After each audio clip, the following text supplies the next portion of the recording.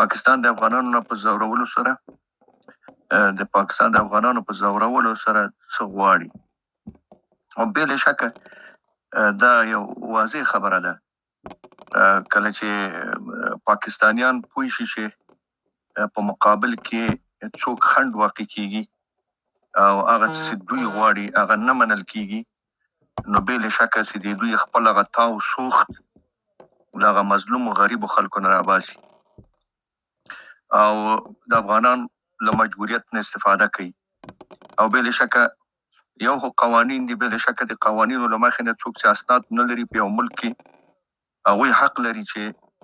له دوی نه پوښتنه وکړي چې ولې بې اسناده ګرځي. او دا داسې نه دی چې دوی نن بې اسناده دي، دوی شک کېدی شي داسې خلک وو چې 15 کاله یا د دې نه کم و زیات په دې کې به بې اسناده ګرځېدل، خو نن بې له شکه چې تاو له همدغو نه باسي او دوی دې ته متوجه ول، نن دوی په ځورولو باندې بنا وکړه. او پاتې شو د افغانستان حکومت ته. د افغانستان حکومت ټولو ته بهتره معلومه ده چې نن په داسې یو موقعیت کې واقع ده چې لکه یو بدن چې بیمار وي او دی له بیماري مزمن بیماري نه وځي او بالاخره بیا خپل یو نقاحت دوره لري تر څو چې هغه بدن په مرور د زمان سره په قرار باندې بیرته خپل قوت لاسته راوړي او نورمال حالت ته راسي. نو بې له شکه چې موږ خپل ضعف لرو او دوی چې خپل هغه دریځ او غبرګون د دغه نامردانه عمل په مقابل کې وړاندې کړ، دوی په خپله د اقرار وکړ او دوی ما نشر کړی ده چې د موږ بار بار هم چې دوی ته دا خبرې وکړي تاثیر یې ونه کړ. خو بې له شکه چې دا پنجابیان چې زور وګوري بیا خو تاسو ته معلوم ده چې بیا دوی پښو ته غورځي، بیا پښې چپوي، بیا د نورو په خاطر باندې د نورو د خپل مجبوریت په خاطر باندې چې پیسې لاسته راوړي. تاسو ټولو ته معلومه ده چې د اسلام د دین مطلق په خلاف باندې چې کفر بواح ورته ویلی شو، دوی د امجنس بازی قانون د امجنس بازانو قانون تصویب کړ چې دا په واضح وضوح سره خپل ځان په نړۍ کې وشرمو. خو دوی دې شت نه ګوري، دوی خپل ټول هغه منافع ته ګوري چې چیرته د دوی ګټه وي هماغه کار کوي. او دا اول ځل نه ده په هغه وخت کې چې په 2000 کال کې چې امریکایان په افغانستان باندې راغلل، نو د دوی باندې غږ وکړ چې تاسو خپل لاره معلومه کړئ او تاسو ولیدل چې دوی 180 درجې واوښتل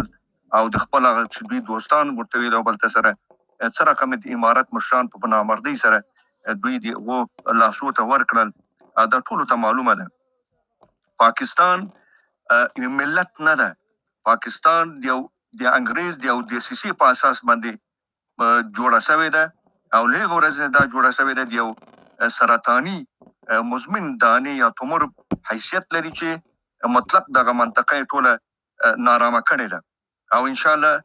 دا به ټول په دې باندې متيقن اوسئ چې دغه مزمن سرطاني دانه دا به تر اخره نه پاتې کیږي، ان شاء الله العزیز د دې په تداوی کیږي. او موږ افغانان نن په واقع سره په هغه موقف کې نه یو چې چاته ترغه د موږ تاسو ګوتسندنه په چا باندې ډیر تاثیر ولري، خو ان شاء الله هغه خاطر روان یو او د موږ افغانان هم یو څه ملامت دي، بې له شکه چې مجبور دي او مجبور انسان هر خواته لاس اچي. د دې نه موږ هم انکار نشو کولای. موږ تاسو د افغانستان شرایط حالات ته ګورو او دوی چالت بیا اسناد دي، بې له شکه چې بیا اسناد شخص چې ولو کې د مهاجرت اسناد هم دوی نه لري، هیڅ اسناد دوی نه لري او دوی بیا نیسی او په دغه شکل باندې زوري او ویډیوګانې د دې راکټه کوي او ټول دنیا ته ښکاره کوي. بې شکه چې دا بزدلانه او د انسان ضد عمل ده. خو څه وکړو؟ بله لار نه لرو. موږ مجبور چې د موږ مهاجرین همالته پراته دي، خپل وطن ته نه راځي، همالته تجارتونه کاروبار دي او همدغه بعض اکثره غریب خلک هم ورسره دي.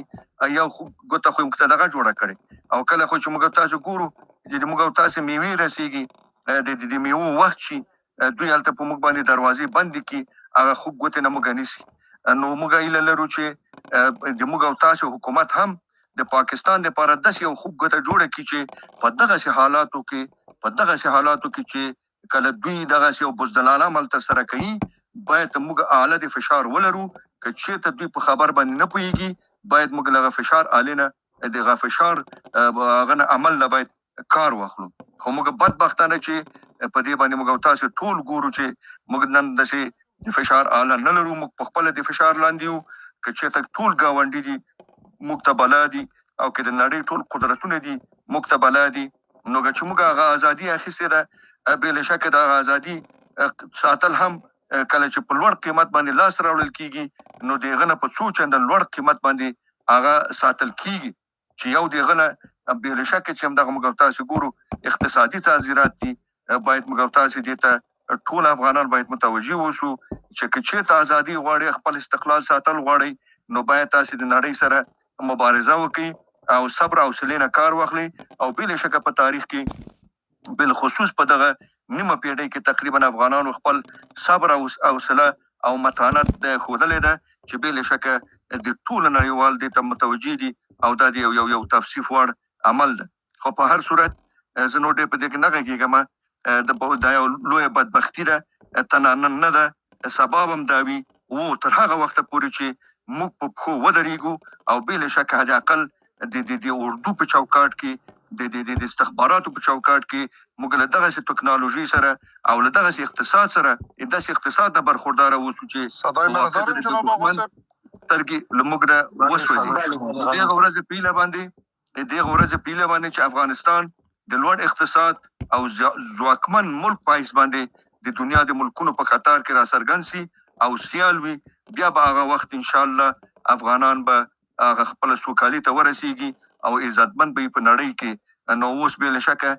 دغه موضوعات چې موږ تاسو ورته ګورو بجز د دې چې موږ یو غبرګون ورته وښیو نور اعلی د فشار نه لرو دا خبره ده چې که چېرته افغانان راوځي مظاهرې وکړي زه په دې متیقن یم چې مظاهرې هم جای نه نیسي ولې چې پاکستانیان د نړۍ د قدرتونو لپاره هر کار کوي او موږ تاسو ما مخکې یادوري وکړه چې د هم جنس بازانو د قانون تصویب تاسو خپل فکر وکړئ چې ان څومره دوی ځان ټیټ که خدای ته او رسول ته او مسلمانانو ته ولې دوی دې ته نه ګوري دوی فقط کومه